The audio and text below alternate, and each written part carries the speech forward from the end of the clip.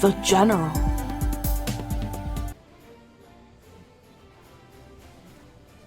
Hey, what's up, Twitch, YouTube? This is the General, bringing you guys another 5-player Risk game, world domination. The only man twitching Risk consistently. The General has over 300 hours of raw Risk content on YouTube, over 200 Risk wins. You're literally looking at the man, the legend, the General, with the biggest Risk library on YouTube. Let me repeat, biggest Risk library on YouTube. Facts, no cap.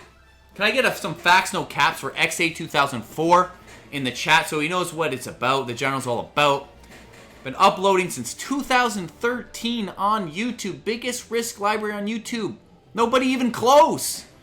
Second place is nowhere to be seen. Second place is nowhere to be seen. I can't even see. So far back. They're so far back. Can't even see them. So XA, that's what we're about here. Biggest Risk library. We got a community game going on here. So we got yellow player here as Hester Sunders, who's new to the stream today. As Mr. Juicy in the chat. We got Daniel as DNM in the chat. We got the General rockin' red player here, as usual. We got Ryan Bruno as Bio in the chat. And we got Scepter here as Andrew Yang in the chat. So this is all a community, straight community game right now. What do I have here? The South here? Ooh, look at DNM's positioning in the North here. I think the South is what I kind of have to go for here. I don't really got much else. Yo, I like the RNG emote. Yo, DNM, thank you for that idea, man. I gotta remember that. DNM, I gotta give credit to that. Gotta give credit where credit's due, you know what I mean? So purple player here, who is DNM, I just gave him credit for the RNG emote idea that I'm going to be making as one of my emotes on Twitch. And I give him huge credit. Hopefully he doesn't break me here. But he ends up breaking me here. After I give him huge cred, huge respect, the man breaks me. I knew that was definitely a possibility there.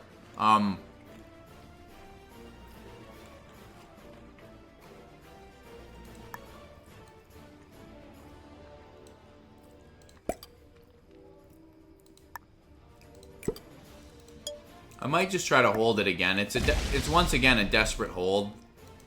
But I'll just leave 2 here. If it's going to get broken, then I'm just losing a 2. You know what I mean? So at this point in the game, the General has taken over the Southwest here with 53 troops. DNM, who's purple here, has 66 troops taking over two continents here. One in the deep north and then one in the west here. We have Andrew Yang with 47 troops here, taking basically the northwestish continent here, and then we have Bio as orange player here with 75. Bio had the center and the east 2 continents basically since the beginning of the game here. So as you can see, Bio is the clear superpower here. There's no doubt in that. So basically we're at mid-game, and we got a pretty solid game going on here. It's a textbook kind of game. Unfortunately, yellow player here, though, is the newer player here with 24 troops. Very weak, as you can see. Couldn't really find a continent, and it's unfortunate, but it happens. So now that we've got past the early game and we're gotten to that juicy middle game, this is where the big risk and the real action starts to happen. So green player, aka Andrew Yang, trades in for 15 here and goes for the weakest link, yellow player's elimination here. This was yellow's first game ever and the first time being tuning into the Twitch stream. So I felt bad for yellow. It always sucks to take that hard loss. first game you ever play. But it is what it is. First elimination. Boom.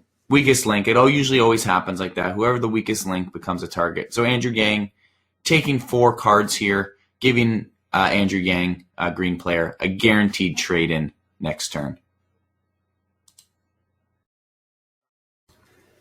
So we're playing progressive here. So that means Andrew Yang traded in for 15. The next player will trade in for 20. The next player after that, 25. And the next player after that, 30. So this baby's just getting spicy.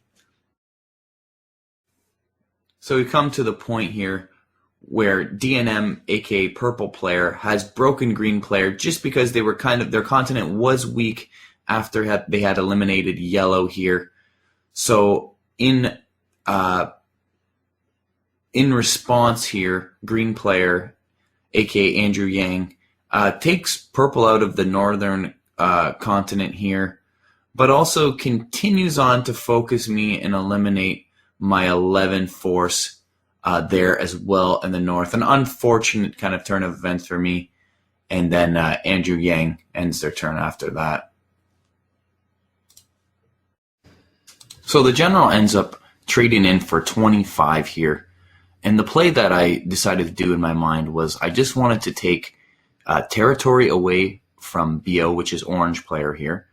And what my thought process was here was take 15 territories, so I get the 5 territorial bonuses, and also hold my continents. What I end up doing here is I take up here, not freeing up BO's 20s. There's 2 20s in BO's center continent, which I do not want to free up here, which I just leave. All I do is split this 16 and 16, and I end my turn. Take 15 territories, just get some land grab there, and not free up those 20s was the key here. And end my turn. So now we're swinging on to BO player Ryan here, who is orange, and they're going to trade in here. They have 5 cards, so they're going to trade in for 32 here. So BO decides to make the right move here. Andrew Yang has 3 cards and 36 troops. An easy elimination for BO, which is also going to give BO 5 cards after the elimination, and is going to give BO an insta trade in here. An honest move, a very honest takeout here. Good move by BO. And as you can see, 37 with just a few more troops left here. BO's got 24 territories and counting. BO is just racking up the points here. And this is going to give BO an additional, like I said, another trade in here, which is going to be huge. And he's going to move on to DNM here. So what happens is, boom, there goes Andrew Yang. And now BO is going to go for DNM's elimination, who has 5 cards, which is going to give a total of 7, which is once again an insta trade-in. BO made a crucial mistake here, though. So I won't tell you what it is. Maybe you guys can observe and see what mistake BO did here before we find out here shortly. So BO is going for Deep Purple's elimination, DNM, which makes total sense. 35 for 5, has 127 troops, easily can do it. We'll give them an insta trade-in, and then they can put the pressure onto me. And I have 3 cards here, so if I can't trade in, I'm basically screwed at that point. So I realized the mistake right away, but like Napoleon says, never interrupt your enemy when they're making a mistake. BO is a great guy. He's a great guy for the community. He showed me so much support. The orange player is a great just a great person in the community. Like I said, just so much support this man has given me. And I can't say that I've never done this, because even the general has made mistakes like this. I've forgot to take out a player before. So there's the situation. There's the 3 here. Everyone's like, you messed up, BO. And here's the 3. They can't take out DNM here, who has 5 cards and is going to trade in right here. So DNM trades in here for 5 cards. DNM saying well played to BO in a trolling factor here. So DNM decides this is really good for me too. DNM decides to take a lot of territories away from BO here. Everyone giving BO a hard time. So DNM ends up driving to the north here, still pretty weak with 46 troops compared to my 90 and BO's 97 here. So DNM drives to the north, and what I did on my turn here, as you can see in the north, I have taken away as much territory as I possibly can and try to leave some 2s around just to take away territory from BO because they had so many. Still with 22 there. So what happens here is DNM has 3 cards. BO goes for DNM's elimination here, but they had to use their 3 cards, so they're only going to get 3 cards out of the mix. BO has 0 cards at the moment, and when they eliminate DNM here, they will have 3. So it almost kind of makes it an even Steven kind of game. BO with a slight advantage here, obviously, with more troops and more territories, but I do have the 1 card advantage. So it's going to be a tight game here. It's going to come down to the wire, pretty close. And so BO makes that elimination on DNM. DNM's out of the game. Nothing too much DNM could do there. They were just too weak. And BO is just too strong. Like I said, in my turn, I tried to take away some territory there. So that's the move there. BO, the 12 and the 20 are locked up in that center, but look at this. BO with 37 territories. Sorry, that 12 is not locked up. The 12 is going to move in on me here to just continue the territorial gain. It was a good play by BO at this point. If I can't trade in here, then I have to kind of use the forces that I have to make that trade in. So BO splitting up the forces here and ending their turn onto mine. So it's come down to this. Can I trade in or can I not? And the thing is, I can trade in here. So 4 cards.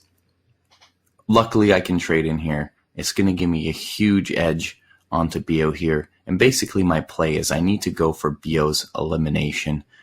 They have about, usually the rule of thumb here is if I have about 146, I count how many troops they have and how many territories they have. So they have about 140.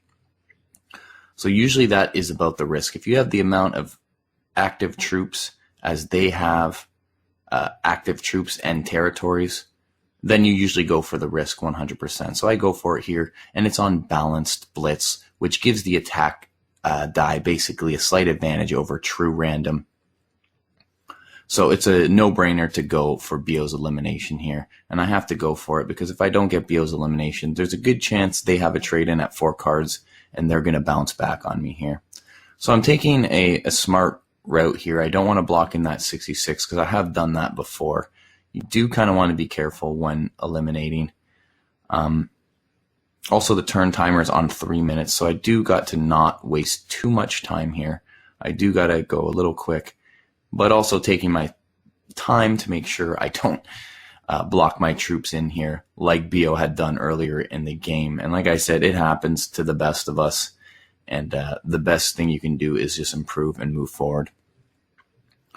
So as I'm continuing on, I'm looking in pretty good shape here. 63 still, 45 troops with 20 territories there. So roughly about pretty close here. And like I said, the attack die has that huge advantage here. So basically I got it. It's all in. Progressive cards are like this. Progressive cards are in the sense that you either win big or you lose hard. So like, let's say I couldn't get the elimination here. BO is going to trade in most likely and bounce back and take the world from me. And I won't be able to trade in, and BO will probably win the game. So especially in progressive cards, the game risk really defines the situation. But as we can see here, I'm really doing good here. 40 troops here, 32. Now 30 on 6. Boom. I win the game. So I hope you guys enjoyed the General's post-commentary battle analysis. This is the first game. It's going to be in Series 3 here, guys. First game in Series 3. So if you guys like this kind of post-commentary video, make sure you guys drop a comment and tell me that you guys like it. Also, drop a subscriber. You're looking at, like, you guys are literally looking at, this YouTube channel has the biggest risk library on YouTube. It's incredible that I've been doing this since 2013. So if you guys like this post commentary, please tell me in the comments. Show me the thumbs up. Give me a subscribe to the channel, and I would really appreciate your guys' support. Anyways, guys, make sure you guys tune in next time when the General takes over the Deutschland.